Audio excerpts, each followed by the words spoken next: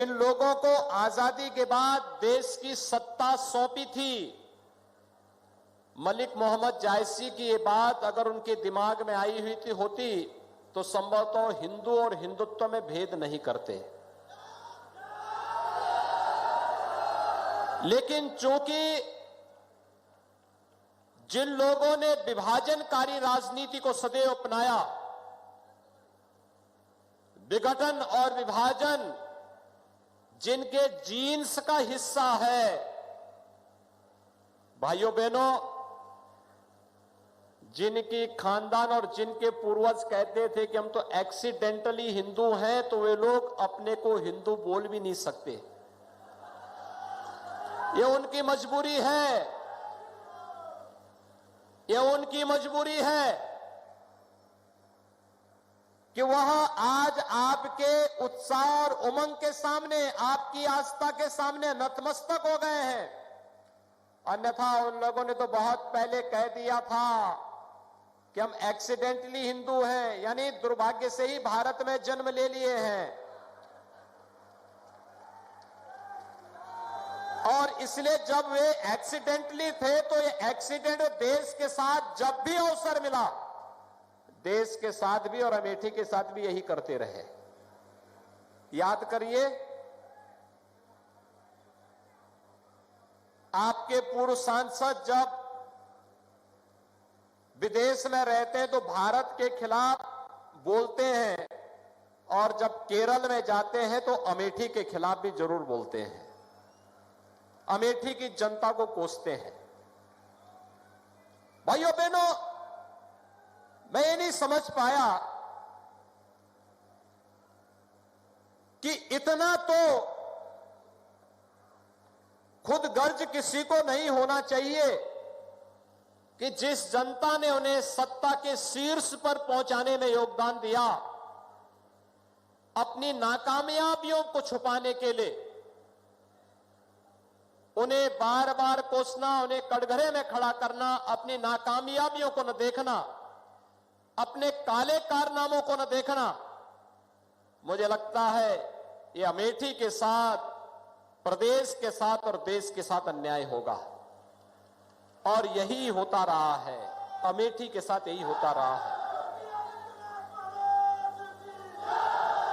हम लोगों में कोई छुपाव भी नहीं है और कोई घबराहट भी नहीं है। जब मुख्यमंत्री नहीं थे तब भी हम लोग कहते थे, आज मुख्यमंत्री हैं तब भी कह रहे हैं और आगे भी यही कहेंगे कि गर्व से कहो हम हिंदू हैं। हमें कोई संकोच नहीं है। और हिंदूपन का यह भाव व्यक्ति, जाति, मत और मजहब में नहीं बांटती। ये हमारी सांस्कृतिक पहचान है।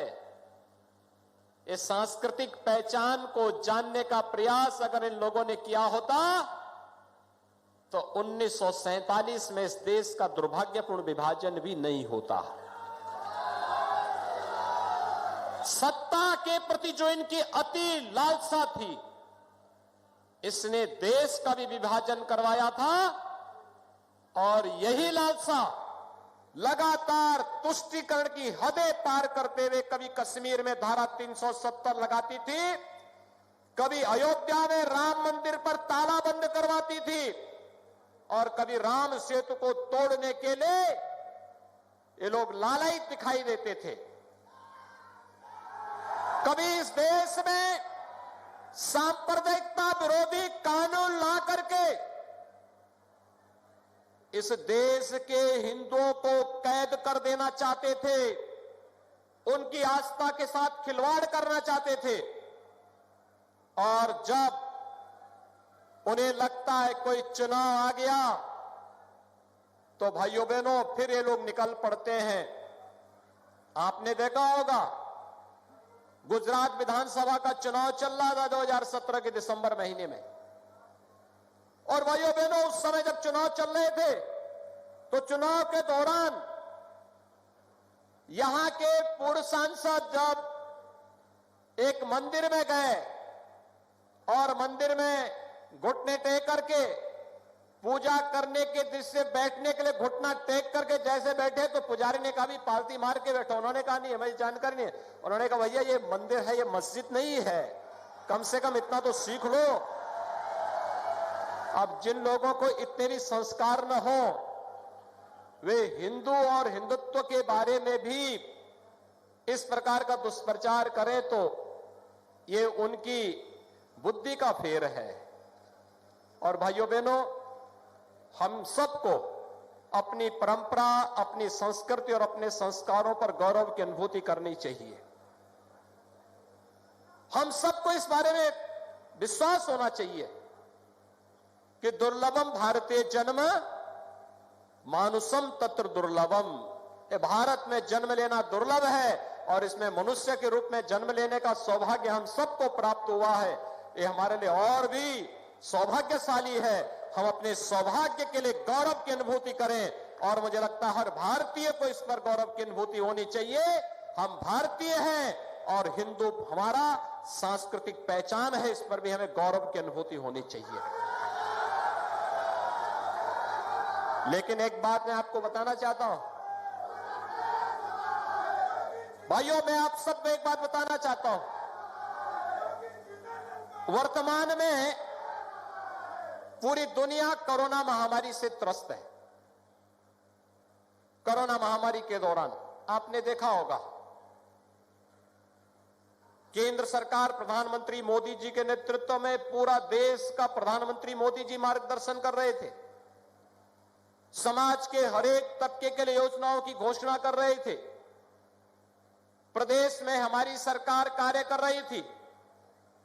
मैं देख रहा था कि कोरोना कालखंड में भी आपकी लोकप्रिय सांसद, आपके विधायकगण, भारतीय जनता पार्टी के पदाधिकारी आपके बीच में आकर के आपकी सेवा कर रहे थे।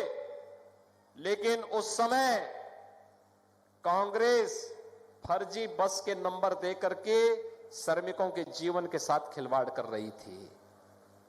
आपने देखा होगा, भाई बहन का फर्जीवाड़ा। 1000 बस का नंबर हमें दिए और जब मैंने उनकी जांच कराई तो पता लगा कि स्कूटर का नंबर दे दिया। ये तो एक वाहन का मैंने आरटीओ के यहां जांच करवाया तो पता लगा कि एक ट्रक जो पहले ही कंडम हो चुका कबाड़ी के यहां पड़ा हुआ, उसका भी नंबर दे दिए। अब आप सोचिए, कोरोना से हम लड़ाई लड़ रहे हैं, एक एक श्रमिक की जान को बचा रहे हैं, कोटा से अपने युवाओं को वापस ला रहे हैं, प्रयागराज में प्रतियोगी परीक्षाओं की तैयारी कर रहे अपने नौजवानों को वापस उनके घरों तक पहुंचाने का कार्य कर रहे हैं।